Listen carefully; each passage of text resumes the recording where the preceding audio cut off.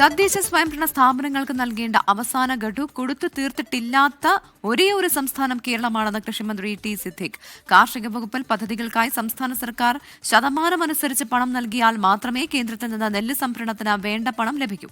Elston എസ്റ്റേറ്റിൽ മഴ വരുന്നതിന് മുമ്പ് ചെയ്യേണ്ട ജാഗ്രതാ നടപടികൾ ചെയ്തിട്ടില്ലെന്നും ശവം തൂക്കിയെന്ന് വിളിച്ചവരെ ജനം തൂക്കിയെന്നും ടി സിദ്ദിഖ് 24 പറഞ്ഞു. കാളിദാസൻ ദേവദത്തൻ തയ്യാറാക്കിയ റിപ്പോർട്ടിലേക്ക്. സംസ്ഥാനത്തിന്റെ കൃഷിമന്ത്രി വയനാടിന്റെ സ്വന്തം മന്ത്രി ടി സിദ്ദിഖ് 24 ചേരുകയാണ്. വയനാടിന്റെ മന്ത്രിയാണ്, അതുകൊണ്ടാണോ മന്ത്രിവാഹനം 12ാം നമ്പർ ആയത്? ഒരു ആകസ്മികമാണോ? അല്ലല്ല, 12ാം നമ്പർ എൻ്റെ നമ്പർ അല്ല. എൻ്റെ നമ്പർ സത്യത്തിൽ 15 ആയിരിക്കും എന്നാണ് എൻ്റെ വിശ്വാസം. അത് പിന്നെ അവിടെ ചിലർ ഓപ്റ്റ് ചെയ്തതുണ്ട്, മുഖ്യമന്ത്രി തന്നതുണ്ട്.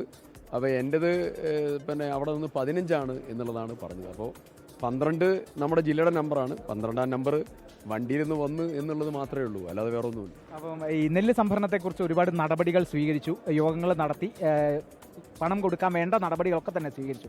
പക്ഷേ നേരത്തെ മുൻ കൃഷിമന്ത്രി പറഞ്ഞതനുസരിച്ച് ഈ സംസ്ഥാന സർക്കാർ കൃത്യമായി ഈ നെല്ല് സംഭരിച്ചതിന് ശേഷമുള്ള പണം കൊടുത്തിരുന്നു. കേന്ദ്രം ഒരു ഘട്ടത്തിൽ പോലും തങ്ങളെ സഹായിച്ചില്ല എന്നുള്ളതാണ്. ഈ കണക്കുകൾ, ഈ പഴയകാല കണക്കുകളൊക്കെ പരിശോധിക്കുമ്പോൾ അത് അത്തരത്തിൽ തന്നെയാണോ? സംസ്ഥാനം കൃത്യമായി കർഷകർക്ക് കൊടുത്തിരുന്നു? കേന്ദ്രം തഴഞ്ഞ സാഹചര്യമൊക്കെ ഉണ്ടായിരുന്നു? ഈ നെല്ല് സംഭരണം ഉൾപ്പെടെയുള്ള കാര്യങ്ങളിൽ സിവിൽ സപ്ലൈസ് കോർപ്പറേഷൻ കൊടുക്കാനുള്ള പണം ശതകോടികളാണ്. അപ്പോൾ ഈ ഫൈനാൻഷ്യൽ മാനേജ്മെൻറ്റ് കുത്തഴിഞ്ഞായിരുന്നു. നിങ്ങൾ എവിടെയെങ്കിലും കേട്ടിട്ടുണ്ടോ? തദ്ദേശ സ്വയംഭരണ സ്ഥാപനങ്ങളുടെ അവസാനത്തെ ഗഡു കേരള ചരിത്രത്തിൽ കൊടുക്കാത്ത ആദ്യത്തെ ഗവൺമെൻറ് അത്. തകർന്ന് തരിപ്പണായി കിടക്കുക. നമ്മളൊരു എടുത്ത തീരുമാനം ധവളപത്രം ഇറക്കാനാണ്. കേരളത്തിൻ്റെ സാമ്പത്തിക സ്ഥിതി ജനങ്ങളെ ബോധ്യപ്പെടുത്തുന്നതിന് വേണ്ടി ധവളപത്രം ഇറക്കും. ആ ധവളപത്രം കൃത്യമായിട്ട് ജനങ്ങളോട് പറയും ഇതാണ് കേരളത്തിൻ്റെ അവസ്ഥ എന്ന്. ഇനി ബാക്കിയുള്ള തുടർ നടപടികളും ഉണ്ടാവും. ഈ ടൗൺഷിപ്പ് പദ്ധതിയുടെ ഉപസമിതിയുടെ കൺവീനറാണല്ലോ.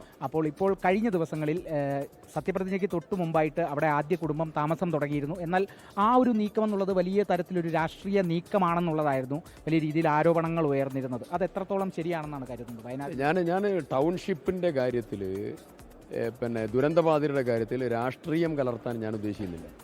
ഇവിടെ ഞങ്ങളെ വിളിച്ചത് ശവം തൂക്കുകാർ എന്നുള്ളതാണ്. ശവം തൂക്കുകാർ എന്ന് ഞങ്ങളെ വിളിച്ചവരെ ജനം തൂക്കിയ തെരഞ്ഞെടുപ്പാണിത്. അപ്പം ജനം അത്ര അണ്ടർസ്റ്റിമേറ്റ് ചെയ്യണ്ട. ജനം വളരെ ഗൗരവ സ്വഭാവമുള്ളവരും കൃത്യമായി വിലയിരുത്തുന്നവരുമാണ്. മനസ്സിലല്ലേ? കൂകിയവരെ ജനം തെരഞ്ഞെടുപ്പ് റിസൾട്ട് വന്നപ്പം കൂകി തോൽപ്പിച്ചിട്ടുണ്ട്. അതുതന്നെയാണ് കൃഷി വകുപ്പ് മന്ത്രി ടി സിദ്ദിഖാണ്.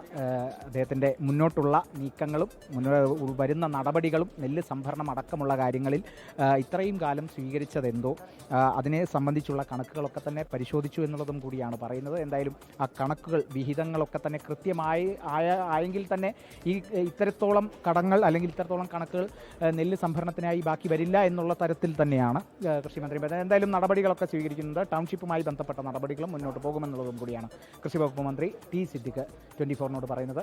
കാളിദാസൻ ദേവദത്തം, 24 വയനാട്.